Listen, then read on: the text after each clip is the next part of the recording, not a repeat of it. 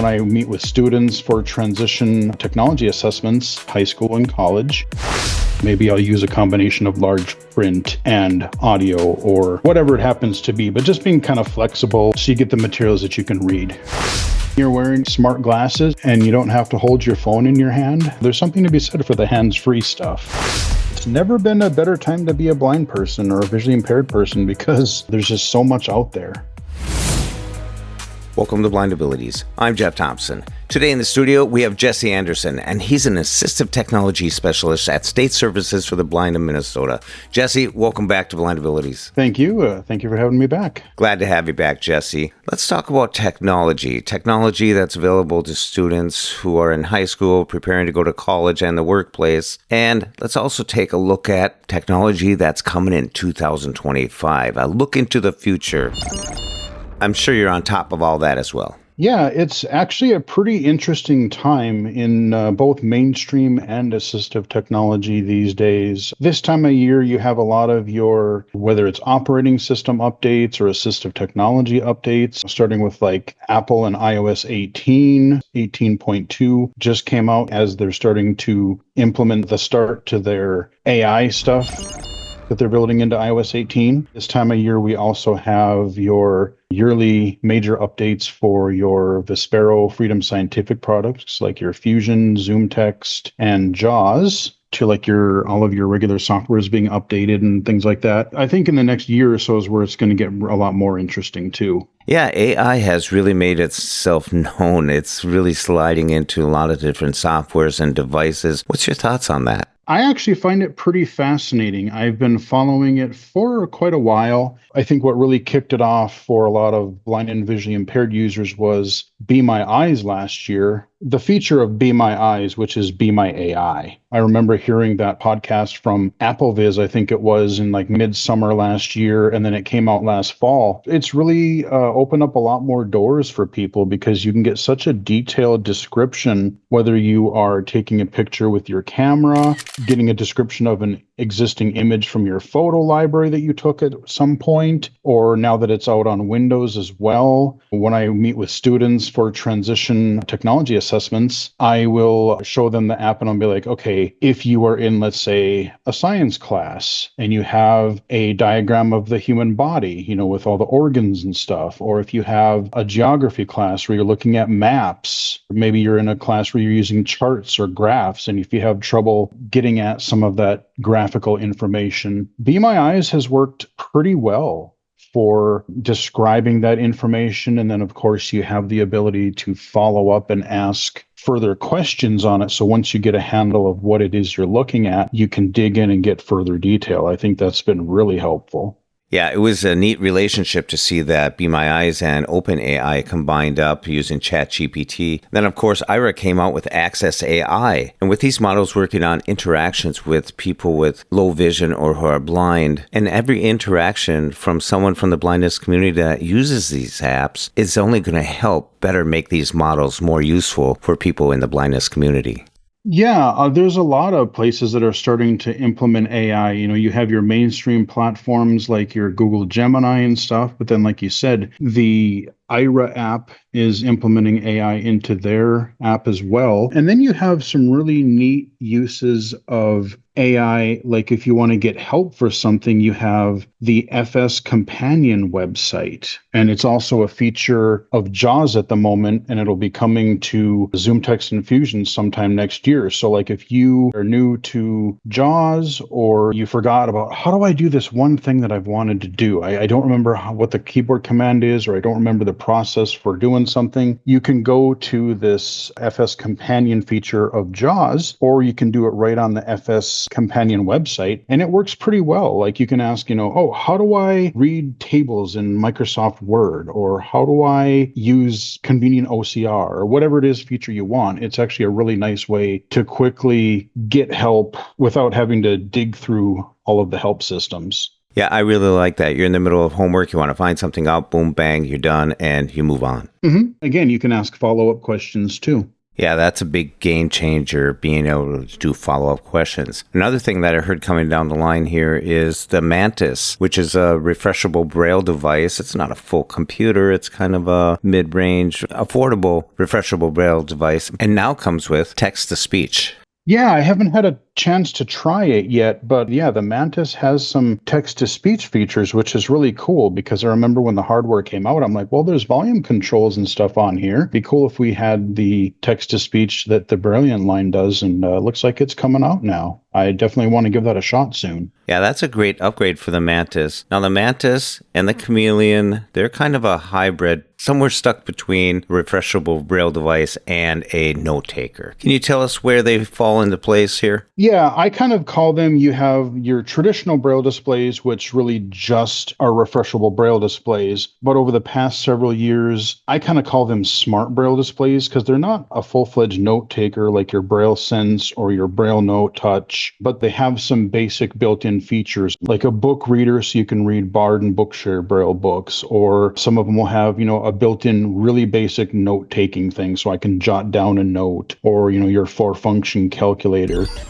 And then, of course, they work with a Braille display with your computer or your phone. So it's kind of an in-between. And it's portable. You can use that in school, for sure. Yeah. And the thing I like about the Mantis is, especially for somebody who's using a computer quite a bit, personally, I think it's just easier you have a QWERTY keyboard like you would have on a regular laptop. And so when you're doing a lot of, computer keyboard commands, you can do them just as you would on a regular QWERTY keyboard. Whereas it's still possible to do those commands with a Perkins style keyboard, but you're holding, a lot more keys at a time to perform those tasks because, if you do Control P, well, you got to do the 4 keys of the P, and then you have to do the Control, and it gets to be a little tricky. Not enough fingers sometimes. Keyboard acrobats. Pretty much, yeah. Jesse, can you tell us about the refreshable Braille devices that are coming out that have multiple lines of refreshable text, and you can also do graphic tactile imagery as well? Yeah, actually, I just got to see a couple weeks ago, there is this Monarch display, and it's a really cool device. Like, you can do text, you can do graphics, and you can kind of do them together. It actually refreshes pretty quickly. The Braille feels good. It's got your Perkins keyboard. It's got some extra navigation keys. And what's neat is that you can zoom in and out to different things. Like, let's say you have a map of the United States, you could, be looking at the entire United States. And then let's say that, I want to explore if the source map that you're looking at has that level of detail. You could say, I'm going to touch and hold on where Minnesota is, and then hit a button, and it'll zoom into that part of the map. And so then instead of getting just the outline of Minnesota, then you might zoom in a little bit, and then you might get like major cities, or maybe they'll have rivers or whatever they choose to put on that map. You can zoom in and out and to get that amount of detail. I think what's really interesting about these multiple line displays is like the Monarch right now, it works as a standalone device and you have to download or you have to feed it images directly. But screen readers are going to have to start figuring out a way to present information for these multiple line displays, because up till now, your screen reader, everything has been sequential. You have to look at whether you're doing it via speech or Braille, you're doing it one line at a time or one item at a time. Whereas now, if you have, let's say, a multi-line display, and especially I could see this being helpful if you're doing like math or if you're proofreading a document where, you can have the line where your cursor is and you can have an indicator where your cursor is in your document, but it might be a lot easier to read things in context or, get a better idea of that equation you're trying to solve because you can read multiple lines of it at a time. So screen readers are going to have to figure out a way how to present that if somebody has a multi-line display, and I'm really curious to see how that is going to pan out. And especially they're working on a new Braille format instead of your traditional BRL, BRF. Now you're going to have this upcoming, I don't remember what the extension is going to be, but you'll be able to have Braille text and Braille graphics in the same file. Oh, wow. So I know they're working on it, and I think they're trying to get something out by sometime next year, at least an early version of it. I'm curious to see how that goes. So, like, theoretically, you would be able to download a Bookshare book, and especially if it's got a textbook, maybe it's got some charts in there, maybe it's got some graphics in there. So you would have the text and the graphics all in one file. Yeah, it'd be interesting to see if it could give you that bird's eye view of a graph. Yeah. That overall, the context, like you were saying. I think that would be awesome. And I think that's where AI is going to have to come in a little bit there, too. Well, that's the thing is I think there's a lot of kind of coming together with a lot of these different technologies, AI, and even you think about how a screen reader works. Again, if you are reading everything sequentially and you have to, maybe the website that you're looking at isn't designed super well. So instead of having to arrow down a whole bunch or hope that there's headings or do a search to see if there's a certain keyword on the web page, if your screen reader has some AI in it and you just go, hey, is there a contact phone number listed on this page anywhere? Or, you ask something specific about a page, that could kind of speed up some efficiency. And then you combine that with like wearables, and there's just a lot of things that are happening, I think, right now. Yeah, a lot of new platforms, a lot of new updates, like you said about the software updates coming out, a lot to stay on top of. Now, Jesse, you mentioned efficiency earlier, meaning that you can get work done sooner, faster, and all that. And when people get these tools, you don't want to get them 1 week before school starts because you have to be able to use these tools efficiently when class begins. Yeah, there is so much happening all the time, and there's so much changing all the time. And it's hard for even me who follows this stuff all the time, it's hard to keep track of it all. But if you're a transition student, some of the best things that you can do especially you're thinking about work or college, just being able to practice using some of this technology, whether it's something on your iPhone or iPad, or especially I highly, highly encourage people to start using a computer. Mm-hmm. Most of your businesses, most of your office jobs are going to be in a Windows environment. So it's a really good idea to learn Windows, whether you're using magnification like Windows Magnifier or Zoom Text, or whether you're using a screen reader like Fusion or JAWS or NVDA. Learning some of those things while you have that extra support. You have your vision teachers and SSB to help back you up. So that way you don't have to scramble, as you said, learn that technology that you happen to need for that class a week before you get started.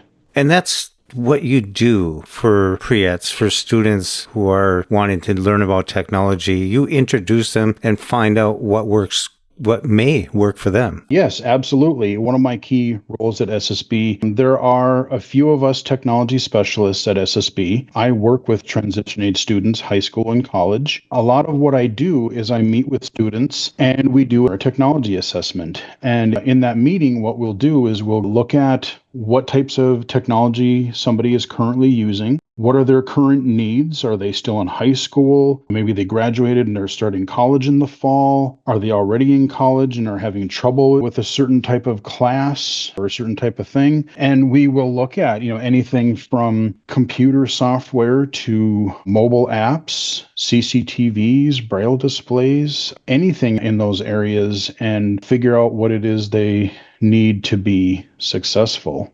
Mm-hmm. SSB just had a panel of students, and one of the students said that they wish they would have started earlier, but they realized that they couldn't use an iPad in college and do the work that they wanted to get done. So they quickly had to learn more of the JAWS commands in a laptop. So that just supports what you were just saying. Yeah, absolutely. And I did listen. I had planned on sitting in on that College 101, but I did listen to the archive, and there was a lot of really, really great discussion. I really liked what a lot of the students said there. And, yeah, you're right. I love my iPad. I love my iPhone, but there are just some things that are much, much easier, if not just really necessary to do on a computer. What really impressed me about the College 101 panelists is they were saying things that were actually like, that's absolutely right. I was like cheering them on in a sense. The future's in good hands. That's all I got to say. Yeah, like you, I was really impressed with what the students were seeing in that panel. And I would definitely encourage other students to give that episode a listen, because the whole time I was listening, somebody would say something and be like, yes, good. Thank you for saying that. That's great. Mm-hmm. Yeah, I thought they did an excellent job. I think it was also stressed, like you said, learn a laptop, a computer, like you said, out there in the corporate world. It's going to be Microsoft-based stuff. unless you go into a specific field of audio, if you're going to be a recording engineer. But to get through your college, at least your first few years, most of all college, you're going to need a PC type of laptop. Yeah. It's easier to get scripts for if you need it at a job, that type of thing. Yeah. And beyond the PC, beyond a laptop, like there is still a place for mobile. Like I would be lost without my iPhone nowadays, because back when I was in college, which yes, sadly was like 20 years ago, I'm old. But when I would go to a class, the instructors, oh, your syllabus says one thing, but I can't tell you how many times the instructor would be like, yeah, I know the syllabus says this, but this thing just came out and I want you guys to read this article and we need to discuss it. We need to cover this type of article or news story or whatever. And so there would be a lot of times where you'd be sprung with some sort of document or something that you had to read, and it maybe wasn't in an accessible format. Even if it was digital format, it was one of those pesky image PDF files that a lot of things don't get along with. But knowing JAWS having that convenient OCR feature, or knowing an app like Seeing AI or BeMyAI, or even something like Voice Dream Reader with Voice Dream Scanner, which I use all the time, just to be able to, here's this garbage PDF file that I can't read. Let me go ahead and just share it into my Voice Dream app, and I just capture all the text out of it. And without me having to wait for someone to read it to me, or wait for,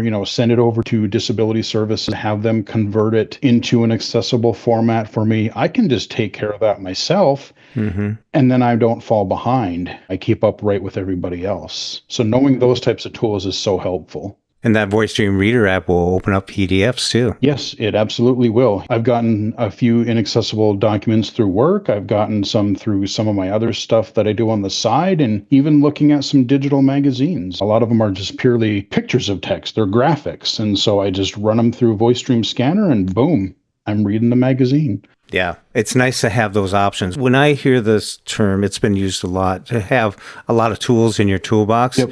It doesn't mean you have to have 8,000 gadgets. It's just that you have to know a way to access information. It might be just an app, which doesn't take up any more space in your pocket.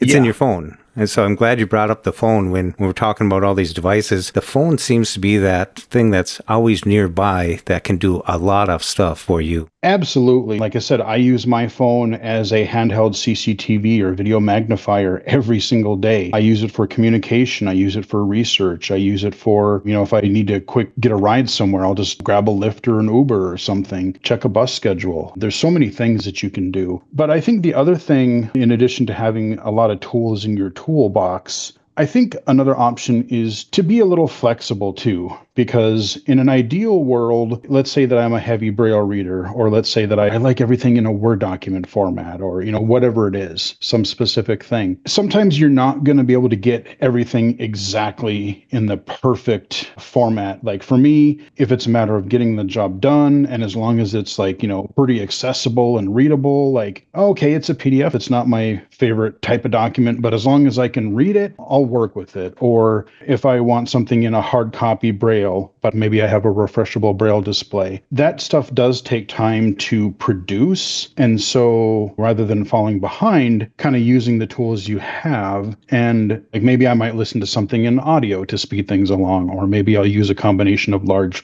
print and audio, or whatever it happens to be, but just being kind of flexible so you get the materials that you can read. Yeah, it all comes down to crunch time. Yep. You just want to get it. You want to get it done. I want it to work because I got stuff to do. I hear you. And now even the Photos app in the camera of an iPhone, if you touch this photo, it'll read you the text. Yeah. There's so many different ways that you can do it. So when I say having a toolbox full of tools, it's just knowing that that'll work. That you might not use it for 3 weeks, but all of a sudden that one moment, it's like, there. Mm-hmm. And you're saved for that moment, waiting for the next barricade. Yep, exactly. Like for me, for instance, I use a combination of screen reader, like NVDA, and magnification. And so sometimes I'll run into an instance where, I'll be looking at a document or a website and something it's just not reading it correctly. I'm like, okay, well, if my conventional weapons won't work, I have all these other backup tools in my toolbox. So maybe I'll fire up JAWS and give that a shot. Or maybe, okay, it's not reading this one little thing. Let me see if I can turn on the magnifier to click that one pesky thing that I can't get access to. Like when I meet with students and let's say they're a screen reader only user, I often recommend that people know, even if they know one better than the other, I still recommend that people know a couple of screen readers, because I talk to a lot of people who are screen reader users and they will switch depending on the task, depending on how well it reads something. They'll switch between a screen reader, different screen readers throughout the day. For low vision users, like let's say you use Zoom text. Well, if Zoom text is weird and there's a driver or it's misbehaving, I can just fall back and fire up Windows magnifier at the last minute. Or maybe I go to a job site or I go to a lab and they don't have Zoom text on the computer and we're working in a classroom or working in a group, and I can just, let me just fire up Windows magnifier because that's on every Windows machine. So it's just knowing those little backup strategies and tools. Even some browsers sometimes a Safari browser doesn't work, but a Chrome browser will. Been there. So just having that option, it just works sometimes. Yep, absolutely. As we hit the 2025, you believe it's here. Quarter of a century already into this close. 2000s. What do you see coming down the line for the future for technology? It's really going to be fascinating to see where this Braille stuff goes, because we have more accessible Braille graphics with multi-line displays and such. I'm hoping that the price does come down because, that stuff is pretty expensive at the moment. Very, very expensive at the moment. But that's a fascinating thing to watch and to see how screen readers take advantage of that. But I think AI is going to become even more powerful and capable of doing different things. Like one of the apps I've been testing for the past few months already, they used to call it the Envision Assistant, but they call it Ally now. And right now they're at a point where you can converse with it in real time. So like you and I could be talking right now. And while I've been testing this, I've had really interesting conversations that have had practical use. Like I'm trying to research a topic. Like I might say, I'm trying to hey, these are some songs I can play on the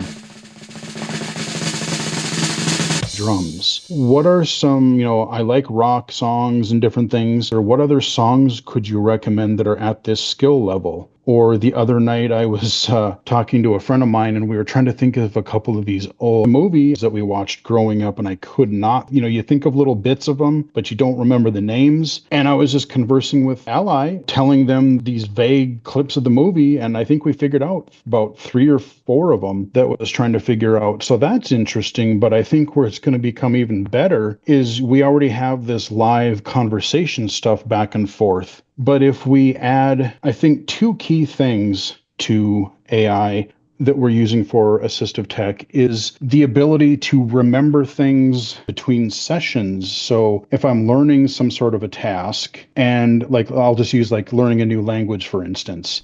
We start out and we learn 3 to 5 words of a new language. Right now, when I stop that AI session, it forgets. And next time I start, it has to start from scratch. Groundhog's Day. Yeah, but now, if it starts to remember, then you can say, here, you learned these 5 words, then maybe you might do a quick little overview or refresher with you, and then you can move on and build. The other thing that I think is going to be helpful is live screen monitoring or camera monitoring. And by that, I mean, if I'm using BeMyAI's BeMyAI on my computer, and I have it monitor just whatever I'm doing on the screen, in addition to me talking to it. And let's say that I am doing a visual task, or let's say that I'm playing a game and it's watching me play the game. And at any time, because it's seeing what's on my screen, I can say, what does that door say up in front of me? Or what's my health? Or that's just an entertainment use, but I'm sure you could come up with all kinds of work or educational uses for that too. Same thing with the phone camera. If you are looking at something through your camera, right now you have to take a picture, get a description. Take a picture, get a description. And it's pretty fast. But if you get to the point where instead of taking a picture, it's like live video, and then you're just conversing with your AI back and forth on top of that, it's not going to be maybe like exactly real time, but it's going to be really close. Like live audio description, interactive. Yeah, that would be one use for it. Or like, let's say I'm watching a film that has subtitles. I can't read them.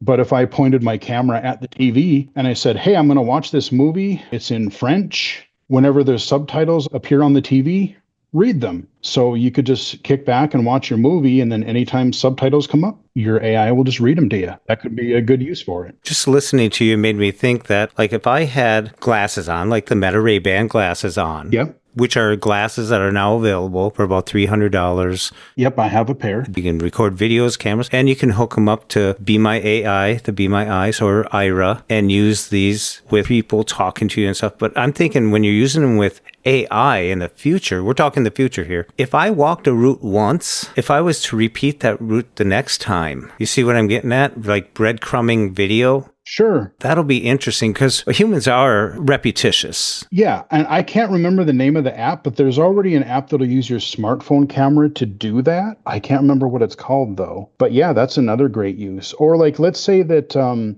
you're walking a route and you like maybe you looked at a map ahead of time and you know that like, okay, I'm going to go from my apartment to a restaurant. But I know that on the way, I know I pass a bank. And so I could be walking and I'd be like, hey, let me know when I get close to the bank. So there's all kinds of creative stuff you could do. Like Ben Vision, they got that Speakaboo app.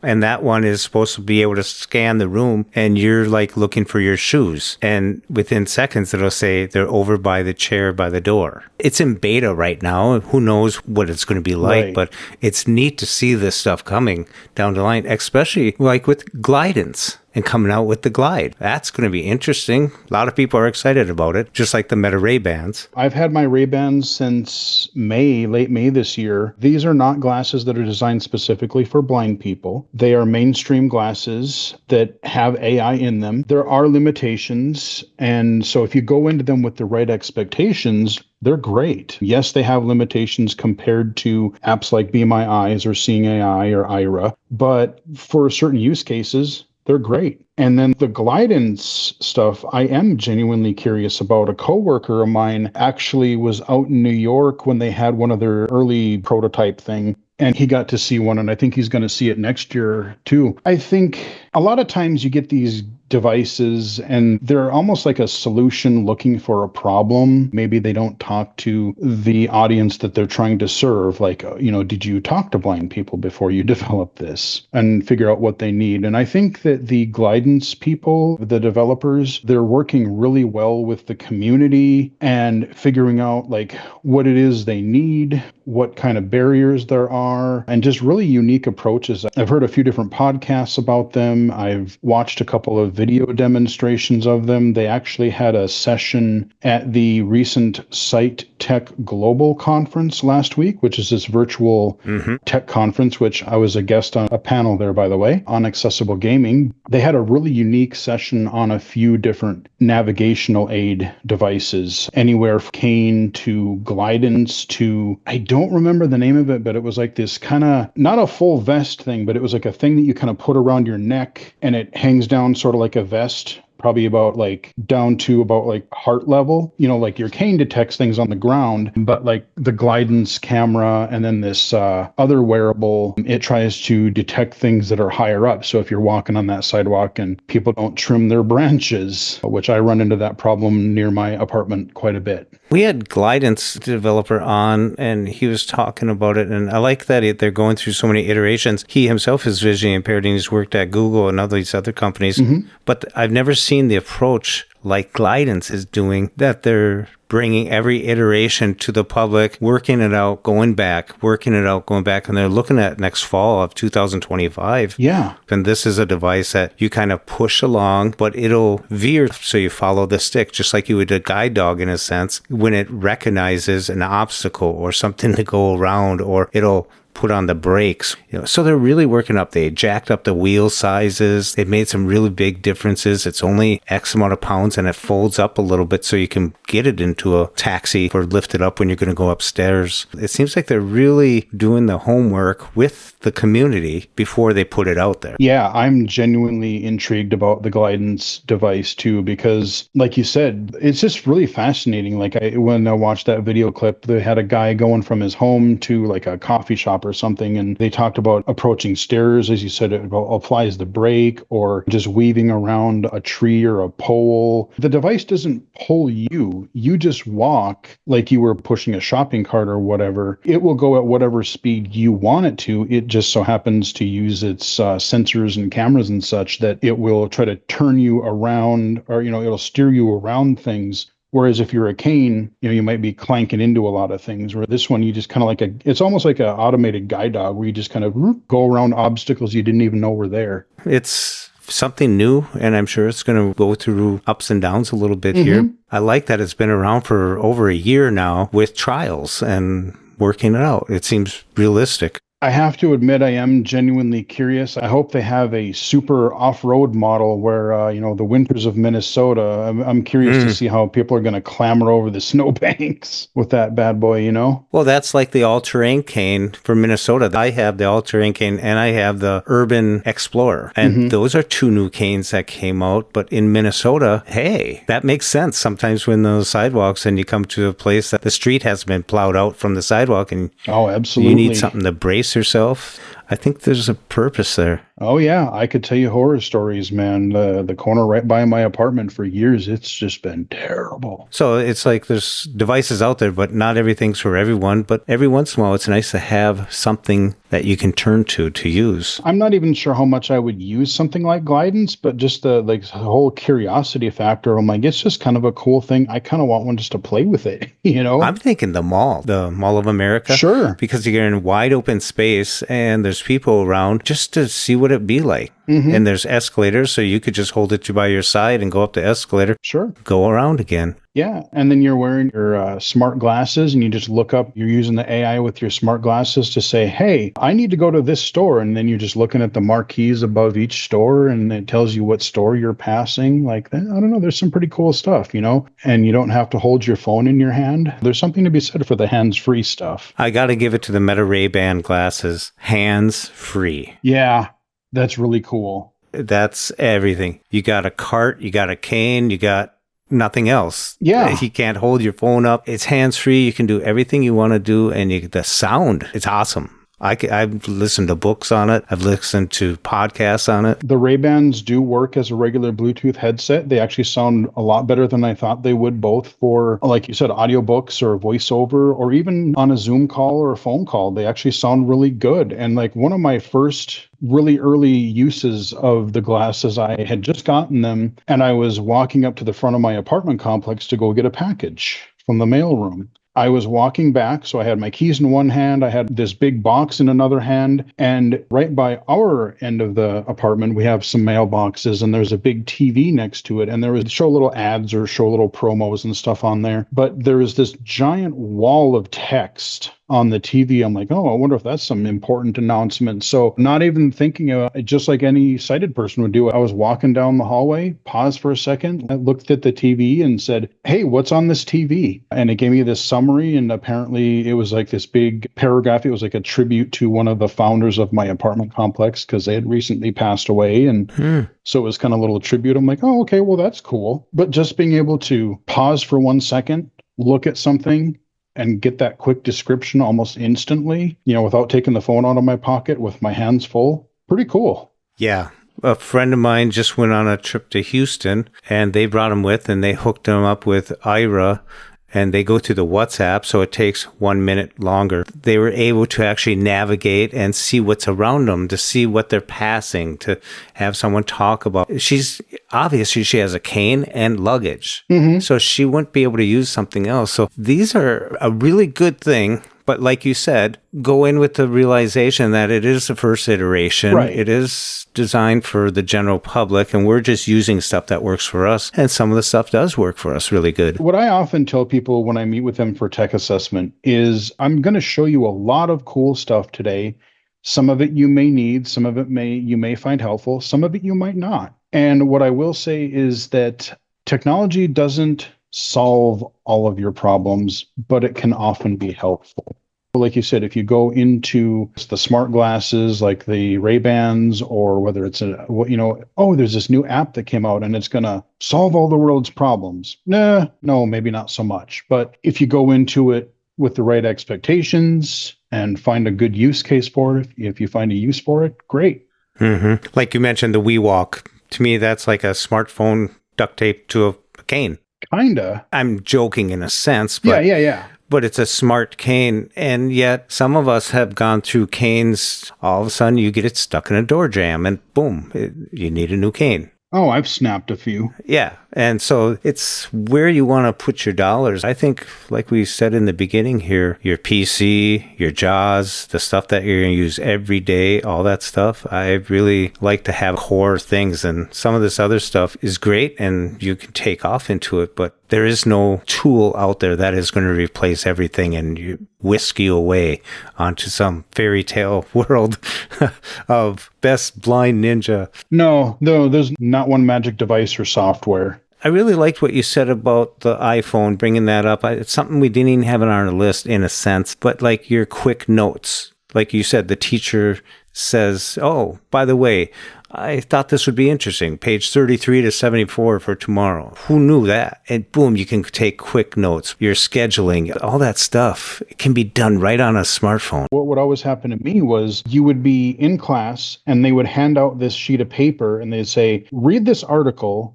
and then we're going to come back as a group and discuss it. Well, that would happen to me all the time. So I would either have to have somebody read it to me, or I would just have to wait until the discussion would begin. And then I would, just have to kind of join in as I piece things together. But now I can use my phone as a magnifier if I want to read it, or I can snap it with Seeing AI or Voice Dream Scanner, and I can just instantly have that read just like everybody else. I don't have to worry about the instructor had it in an accessible format. Even if it's not natively accessible, I can just use my little iPhone and boom, almost instantaneously. So it's stuff like that. And that's the kind of things that I tell people in assessments too. That's great. Just for practical examples. Well, Jesse Anderson, thank you so much for coming on and talking about assistive technology, because it's important to know what's out there, whether you use it or not. It's nice to know something's there, because when you come across that barricade or brick wall, there's some way, somehow, someone else has done it. And with you coming on here, they're finding out ways of doing it. So thank you. And no problem. It was a fun discussion. And as I kind of always say, it's never been a better time to be a blind person or a visually impaired person, because there's just so much out there. Yeah. So if you're a student, check out State Services for the Blind in Minnesota here. Get a hold of Jesse and he'll show you what's out there. There's a lot of cool stuff. To find out more about all the programs at State Services for the Blind, contact Shane DeSantis at state.mn.us. That's Shane.DeSantis at state.mn.us. Be sure to contact your State Services for the Blind, your Voc Rehab, and find out what they can do for you. Live, work, read, succeed. When we share what we see through each other's eyes, we can then begin to bridge the gap between the limited expectations and the reality of blind ability. And the realities of blind abilities.